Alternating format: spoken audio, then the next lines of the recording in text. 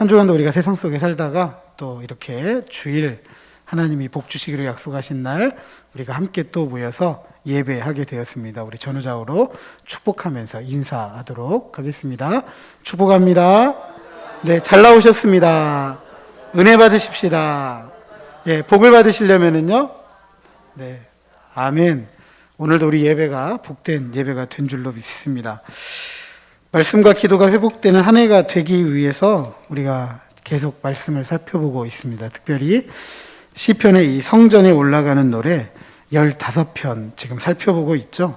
성전으로 올라가는 예루살렘 순례자들의 노래가 예배자로서 어떻게 우리가 예배하기 위해서 올라와야 할지, 그리고 우리의 예배가 추구해야 할 목표는 무엇이고, 나아가서 예배자가 이 세상을 어떻게 살아가야 될지에 대한 통찰력을 우리에게 주고 있기 때문입니다. 이 15편의 성전에 올라가는 노래에서 예루살렘을 찾는 순례자들은 모두 시온에 집중합니다. 시온은 창조주 하나님으로 말미암아 이스라엘의 축복, 이스라엘의 구원의 장소가 되기 때문에 올라왔던 것이죠. 앞선 시편 120편은 외롭고 고립된 적대적이고 잔인한 무서운 세상 속에서도 화평을 이루고 지키는 화평의 사람으로 살아가야 된다. 시편 121편은 순례의 길뿐만 아니라 우리의 모든 일상에서도 천지를 지으신 하나님의 도움을, 보호를 구해야만 한다. 시편 122편은 모든 순례의 여정은 예배이어야 하고 하나님의 정의가 드러나는 통치를 통해서 서로의 안전, 서로의 번영을 위해서 기도해주는 신앙심, 형제를 간구해야 된다. 시편 123편은 사람들의 조소와 멸시로 조롱당할지라도 하늘에 계시는 주님을 신뢰하면서 은혜를 베풀어 주시는 주님께 우리의 시선을 고정해야 된다라는 것. 그리고 시편 124편은 원수들이 대적한다라고 할지라도 하나님이 우리 편이 되어주시는 참된 도움이심을 우리가 신뢰하고 고백하고 찬양하는 예배 공동체가 되어야 한다는 것. 시편 125편은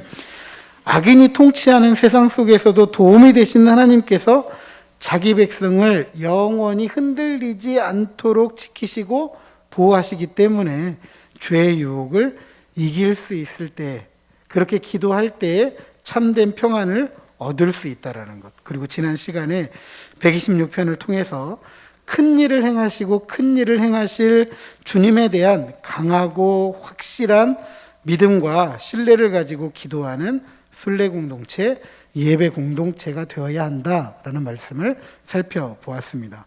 자, 오늘 본문은 성전에 올라가는 15편의 이 순례자들의 노래들 중에 유일하게 솔로몬의 시라는 표제어를 갖고 있습니다. 이 표제를 어떻게 이해하느냐에 따라서 오늘 본문을 해석하는 방향이 결정이 됩니다. 먼저 솔로몬의 시라고 되어져 있기 때문에 솔로몬이 직접 쓴 시이다라고 이해하는 방향이 있고, 다른 하나는 후대가 솔로몬을 기념하면서 쓴 시로 이해하는 것입니다. 오늘 본문 1절 하반절에 보면 여호와께서 성을 지키지 아니하시면 파수꾼의 깨어 있음이 헛되도다라고 했습니다. 솔로몬은 장엄하고 화려한 하나님의 성전을 건축했던 이스라엘의 왕입니다. 이 성전이 바벨론에 의해서 완전히 파괴되고 말죠. 이스라엘 백성은 그 성전이 파괴되는 것을 눈으로 목격했고 바벨론의 포로로 끌려갔습니다. 이후에 하나님의 약속을 따라서 포로로 귀환한 이 바벨론 포로 2세, 3세가 고향으로 돌아왔지만 장엄하고 화려한 솔로몬의 성전은 오간되었고 황폐하고 버려진 그 터만은 볼 뿐이었습니다. 제 아무리 장엄하고 화려한 하나님의 집이라고 하더라도 하나님께서 지켜주지 않으신다면 파괴되고 버려지고 황무하게 된다라는 것을 깨닫고 순례 공동체, 예배 공동체로 성전에 올라올 때 여호와께서 성을 지키지 아니하시면 파수꾼에 깨어 있음이 헛되도다라고 고백했을 것입니다. 그래서 저는 오늘 본문을 바벨론 포로 후기의 순례 공동체, 예배 공동체에 의해서 노래된 시로 이해하고 이 말씀을 나누고자 합니다. 앞선 126편에서 여호와께서는 큰 일을 행하셨다라고 하면서 하나님에 대한 강한 신뢰와 확신의 메시지를 전해 주었습니다.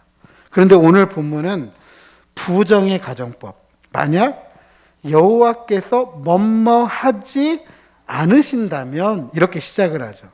반대되는 상황을 설정하고 있습니다. 반대되는 상황. 자, 그러면 이렇게 우리가 질문해 볼 수 있죠. 큰 일을 행하시는 하나님께서 아무것도 하지 않으신다면, 우리가 큰 일을 행하실 여호와를 기대하지 않는다면 어떤 일이 벌어질까요? 무슨 일이 초래될까요? 이런 상황에서 우리는 다른 것을 기대하게 될 것이고요. 그 기대는 커다란 실망감을 줄 것이다 라는 것을 생각해 볼 수가 있습니다. 1절, 2절에 보면 그 실망을 헛되다 라고 하면서 3번이나 강조하고 있습니다. 이와 같은 강조는 하나님께서 아무 일도 하지 않으실 때, 우리가 하나님을 기대하지 않을 때 반드시 주어지는 것이다 라고 이야기를 하는 거죠. 다시 말씀드리면 하나님께서 아무것도 하지 않는 삶은 허무하다, 헛되다. 하나님을 기대하지 않는 삶도 헛되다. 이렇게 생각해 볼 수 있습니다.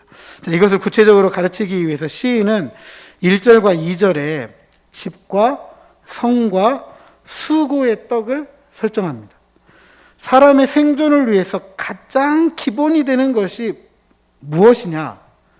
이렇게 이야기합니다. 의식주. 입고 먹고 살아가는 공간이 필요합니다.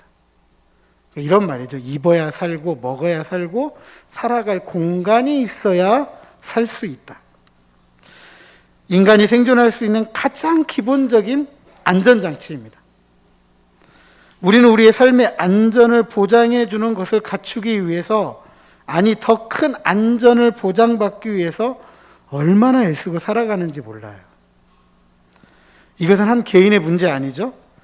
집은 성경에서 가정을 비유할 때도 있고, 어떤 도시를 비유할 때도 있고, 하나님의 성전을 비유할 때도 있고, 왕국, 나라를 비유할 때도 있습니다.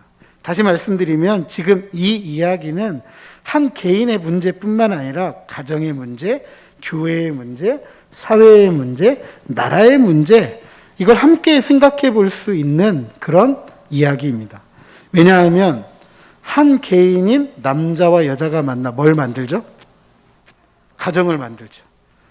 가정들이 모여서 교회가 되고 사회가 되고 나라가 되잖아요.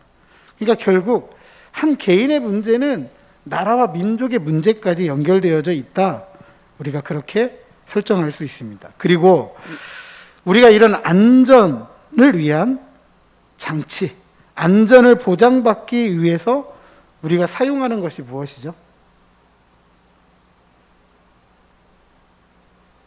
여러분은 이 안전을 보장받기 위해서 어떻게 하시죠? 어떻게 하면 안전하죠?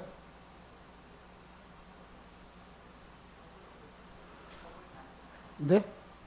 법을 만들어요. 네. 법은 조금 이제 공동체가 구성이 되어져야 되고. 네. 가장 기본적인 건요, 돈을 벌죠. 돈을 벌죠. 돈이 있어야 입고, 돈이 있어야 먹고, 돈이 있어야 살잖아요. 그죠? 뭐 이거 부정하실 수 있는 분은 한 분도 없을 거라고 저는 생각이 됩니다. 뭐 많은 분들이 돈이면 다 된다고 그렇게 이야기도 하고 뭐 그렇게 살아가기 때문에 그렇습니다. 돈이 안전하다라고 생각하기 때문에, 돈이 우리의 삶을 안전하게 보장해 줄 것이라고 생각하기 때문에 우리가 돈을 벌기 위해서, 돈을 모으기 위해서 얼마나 수고하는지 몰라요. 새벽부터 일찍 일어나 늦은 시간까지 일합니다. 오늘 2절 말씀에도 기록되어져 있잖아요. 그러다 보니까 손가락이 굽고 허리가 휘고 간절히 닳도록 일했습니다. 그리고 우리 자녀들이 이런 삶을 살아가지 않도록, 이런 삶에서 벗어나도록 나처럼 살지 말라면 얼마나 교육에 목숨을 건지 몰라요. 그죠? 조기교육, 선행학습, 태교, 영유아, 유치, 초중고, 대학교, 대학원 거쳐서 박사까지. 요즘은 박사 다음에 포스트 닥터라고 박사 후기 과정도 있습니다. 그렇게 자녀들을 가르쳤습니다. 그렇게 잘 배워서 뭐 하라고요? 네, 돈 많이 벌고, 그죠? 돈 많이 벌고 잘 살라고. 네. 그리고 할 수만 있으면, 아니, 모든 것을 끌어모아서라도 뭐라죠? 건물을 사거나 땅을 삽니다. 조금이라도 더 넓힐 수만 있다라고 한다면 수단과 방법도 가리지 않습니다. 그러다 보니까 종종 부동산에는 양심이나 도덕을 찾아볼 수 없는 그런 이야기들을 듣게 됩니다. 이렇게까지 하는 이유가 뭐죠? 돈이면 안전하다. 돈이면 괜찮다라는 맘모니즘이죠. 맘모니즘. 이 맘모니즘이 우리의 생각과 삶의 저변에 깔려 있기 때문에 이렇게 하는 거예요. 그러면 이처럼 돈이 우리의 안전을 보장한다고 생각할 때 어떤 문제가 생기느냐? 우리의 삶에서 큰 일을 행하실 하나님의 자리를 빼앗기게 됩니다. 예수님은 너희가 하나님과 재물을 겸하여 섬기지 못한다라고 하였습니다. 그래서 히브리서 기자는 돈을 사랑하지 말고 있는 바를 족한 줄로 알라라고 하였습니다. 왜냐하면 주님께서 우리를 버리지도 떠나지도 않기 때문이다. 그럼에도 불구하고 우리는 하나님과 돈을 같이 붙잡을 수 있다라고 생각을 합니다. 그래서 절대로 붙잡고 있던 이 물질, 돈을 잘 포기하지 않아요. 만약 이런 생각과 삶으로 우리가 일관되게 살아간다면 그 삶이 결국 이런 이야기가 되죠. 예수님이 뭣도 모르고 하신 말씀이에요. 이 세상을 살아가려면 돈 붙잡고 있어야 돼요, 예수님. 예수님이 뭐 모르시는 거예요. 하나님과 재물을 겸하여 섬기지 못하는 게 아니라 나는 그렇게 살 수 있어요. 예수님이 틀렸어요 라고 말하는 거죠. 히브리서 기자는 거짓말쟁이가 되죠. 있는 바를 족한 줄로 알아겠는데 돈을 사랑해요. 하나님이 버리지도 떠나지도 않으신다고 했는데 하나님 돈 없으면 안 돼요. 보세요. 우리가 살아가는 삶을. 돈 있는 사람은 괜찮잖아요. 돈 없는 사람들이 얼마나 참혹하고 비참한지 보고 계시잖아요. 히브리서 기자 뭣도 모르고 하는 이야기죠. 거짓말쟁이에요, 그러면. 그 시인이 오늘 분명하게 이야기를 합니다. 여호와께서 집, 가정, 그리고 수고의 떡으로 상징되는 우리의 삶을 보장하는 모든 안전장치를 세우지 않으시면, 지키지 않으시면 헛되다라고 하였습니다. 왜입니까? 포로 후기의 순례 공동체, 예배 공동체, 이스라엘은 그것을 목격했기 때문입니다. 이처럼 하나님께서 큰 일을 행하지 않으시면 우리의 모든 삶이 헛될 뿐입니다. 이번에 저쪽 강원도, 경상도 쪽에 큰 불 났잖아요. 뉴스에서 진행하는 앵커들이 하나같이 하는 이야기예요. 뭐 좀 왔으면 좋겠대요? 비가 왔으면 좋겠대요. 근데 불이 한참 진행되는데 비 소식이 없어요. 비 소식은 한 일주일 뒤에 있는 거예요. 저 비가 하루라도 일찍 왔으면 좋겠다라고 그런 간곡한 마음들을 느낄 수가 있었습니다. 농사 지으면서 다 그러시잖아요. 열심히 일해요. 열심히 일하는 게 잘못됐다는 게 아니에요. 하지만 열심히 일했다고 열심히 일한 만큼 다 보장받고 살아가지는 못하잖아요. 그래서 하나님 모르시는 분들도 다 못 보고 있죠? 하늘 보잖아요. 하늘 보잖아요. 이런 헛된 삶을 뒤로 하고 기대로 가득 찬 삶을 살아가는 유일한 방법 무엇일까? 한 가지입니다. 우리의 안전을 보장한다며 붙잡고 있던 물질, 돈을 내려놓고 하나님만을 의지하고 기대하는 것입니다. 왜요? 하나님은 큰 일을 행하시는 분입니다. 큰 일을 행하시는 하나님은 우리의 편이 되시는 분이십니다. 우리의 편이 되신 하나님은 우리를 도우시는 천지를 지으신 하나님이십니다. 히브리서 기자가 이렇게 이야기합니다. 이 하나님께서 우리를 버리지도 떠나지도 않는다. 우리와 함께 하신다. 아멘. 그래서 시인은 이 하나님께서 함께 하실 때 우리의 상태를 이렇게 표현합니다. 2절 하반절에 여호와께서 그의 사랑하시는 자에게는 무엇을 주신다? 잠을 주시는도다. 이 잠에 대해서 다양한 해석을 합니다. 제가 읽었던 책을 보면 한 10가지 이상의 해석이 있어요. 그런데 적절한 2가지 해석은 하나님이 사랑하시는 사람의 상태로서 하나님의 선물을 받을 때, 또는 하나님의 선물을 주시는 양태로 보는 해석입니다. 물론 잠 많은 사람이 하나님의 사랑을 받은 자라는 뜻 아닙니다.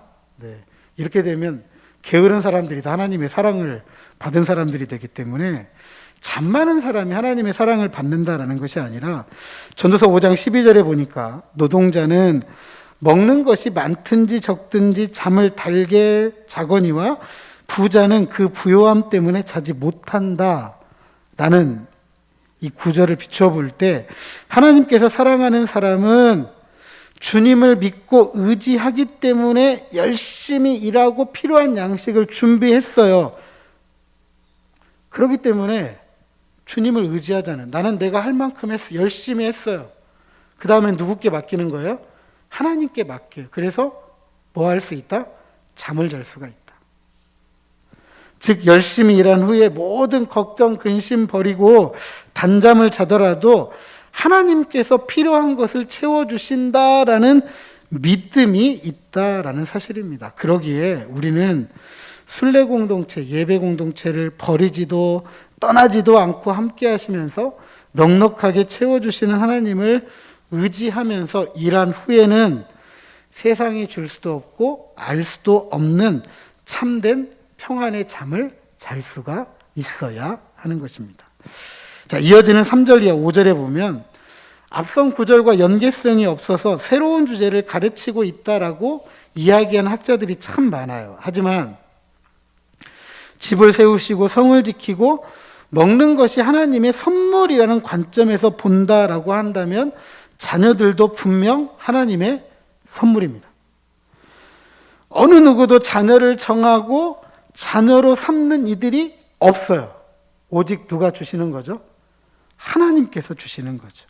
하나님을 믿지 않는 사람들도 자기들이 정할 수 없다라는 것 잘 알아요. 그냥 주는 걸 받을 뿐이죠. 그래서 3절에 보면 자녀를 뭐라고 표현해요? 여호와의 기업이다, 그의 상급이다 라고 했습니다. 잘 아시는 것처럼 기업은 하나님께서 이스라엘에게 선물로 주신 땅을 말해요. 그만큼 자녀들은 부모에게 주신 하나님의 선물이다. 또한 상급, 하나님께서 약속해 주신 선물이다라는 것을 다시 한번 강조해 주고 있는 것입니다. 또한 이 자녀들이 4절에 보니까 장사의 수중에 화살과 같다라고 비유하고 있습니다. 장사의 수중에 화살이라는 표현은 지금 이 시인이 전쟁 상황을 설정하고 있는 거예요. 전쟁에서 나를 가장 안전하게 보호해 줄 수 있는 게 뭐죠? 뭐죠?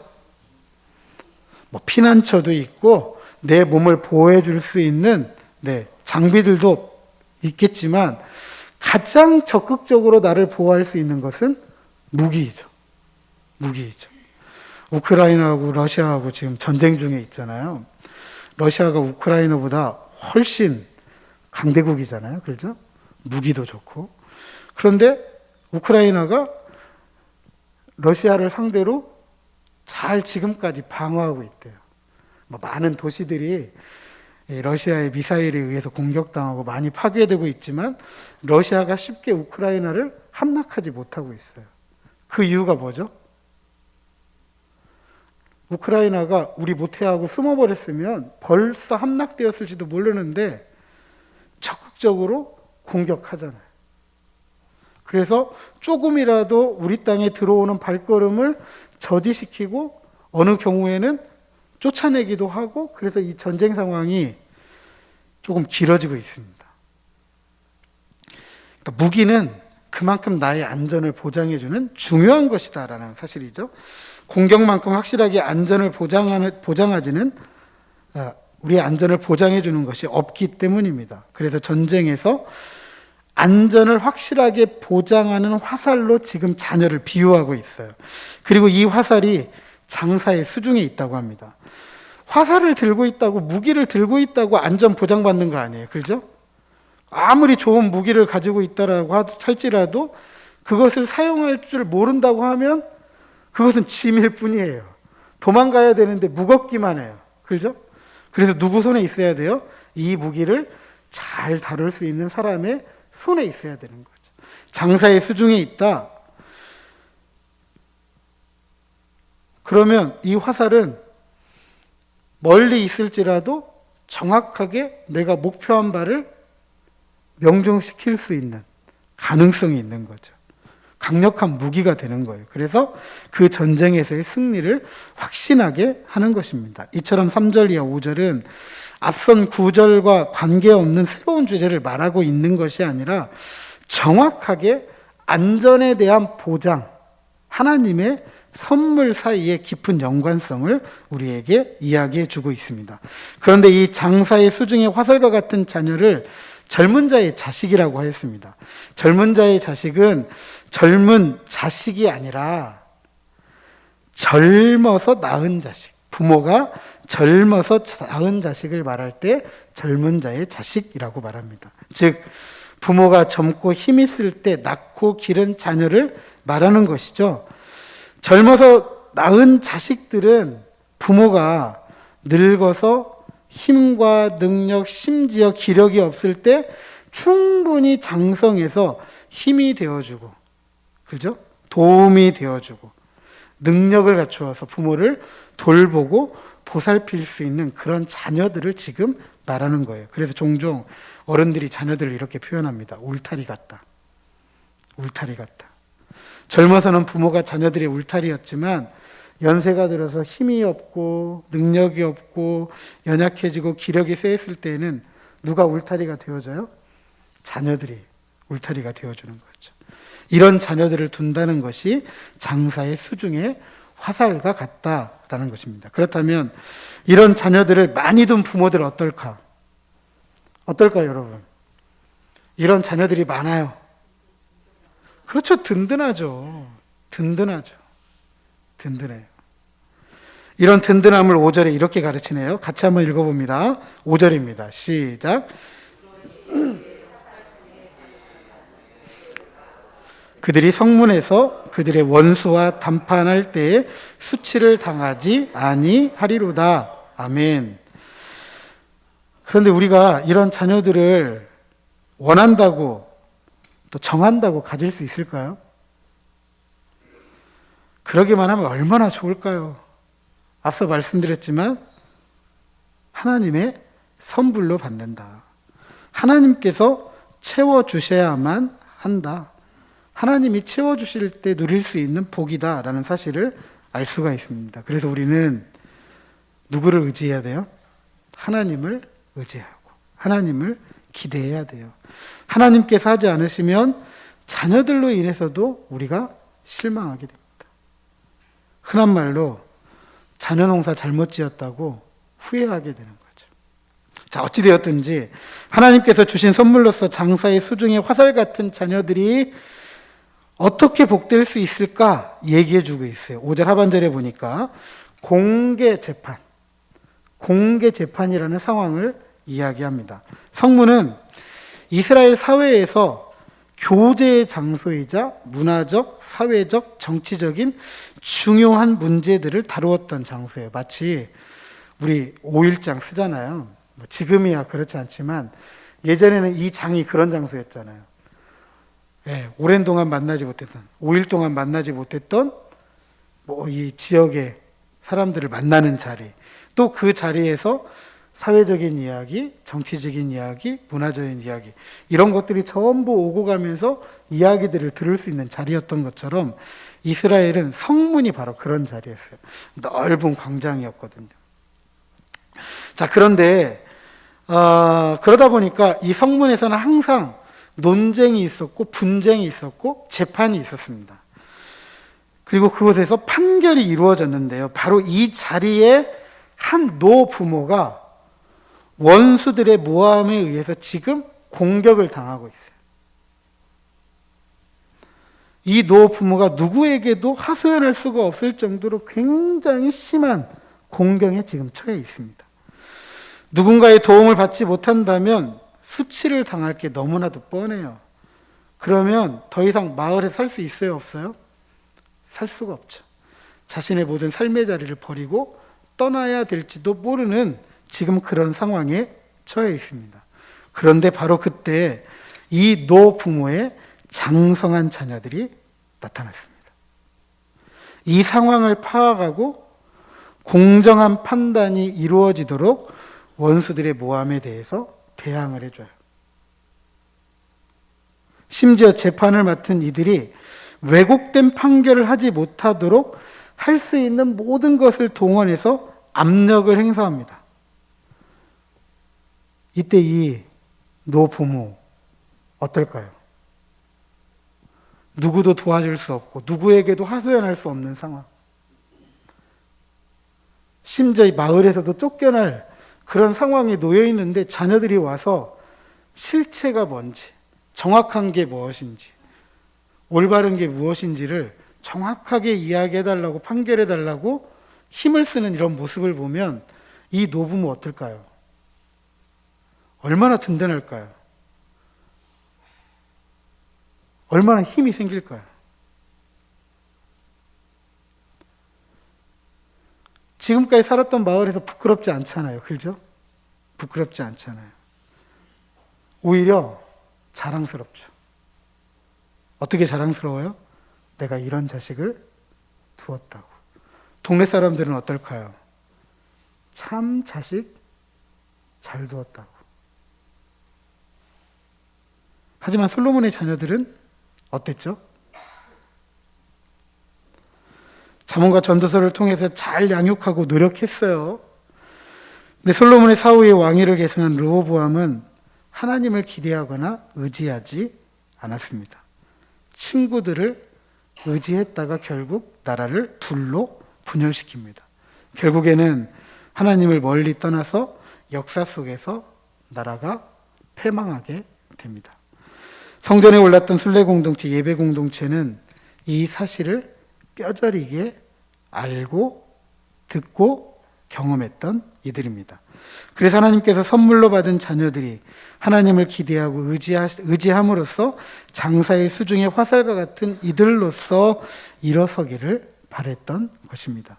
그리고 이런 기대는 바로 오늘 우리 자녀들에 대한 기대이어야 할 것입니다. 사랑하는 성도 여러분, 오늘 본문의 메시지는 분명합니다. 하나님께서 하지 않으시면 모든 것이 헛될 뿐입니다. 조금은 다른 의미이지만 솔로몬은 전도서에서 하나님이 없는 삶이 얼마나 허무한지 깊이 깨달았습니다. 다시 말해서 우리가 살아가면서 이루고 성취하는 참된 자랑과 모든 보람은 내 힘이나 내 능력이나 내 지혜로 만들어가는 것이 아니라 하나님의 선물입니다. 하나님만이 모든 것에 있어서 안전한 보장이 되시기 때문이죠. 이것이 인생의 참된 지혜입니다. 이 지혜를 아는 순례 공동체, 예배 공동체는 누구만 의지하죠? 하나님만 의지합니다. 하나님은 순례 공동체, 예배 공동체를 버리지도 떠나지도 않으시고 함께 하시는 분이십니다. 그것은 우리 한 개인의 문제만이 아니라 가정의 문제, 교회의 문제, 사회의 문제, 나라의 문제 모두를 포함한 것입니다. 지도자 하나 잘 세웠다고, 지도자 하나 못 세웠다고 잘 되고 못 되고 하는 것이 아니라는 거죠. 그래서 우리는 이 모든 문제를 껴안고 하나님을 기대하고 의지해야만 합니다. 그리고 기도를 시작해야 됩니다. 기도의 시간을 아끼지 않아야 됩니다. 순례 공동체, 예배 공동체가 그랬던 것처럼 기도한 대로 또한 삶을 살아가야 합니다. 이것이 우리의 신앙이고 삶이 되어야 할 것입니다. 그래야 할 때 천지를 지으시고 우리 편이 되어 주셔서 도움이 되시는 하나님께서 큰 일을 행하실 것입니다. 부디 하나님에 대한 이 믿음을 가지고 참된 인생을 살아가는 순례 공동체, 예배 공동체로 이 땅을 살아가면서 하나님께서 주시는 선물로 풍성한 삶을 채워가는 저와 여러분, 우리 모두가 되시기를 주님의 이름으로 축복합니다.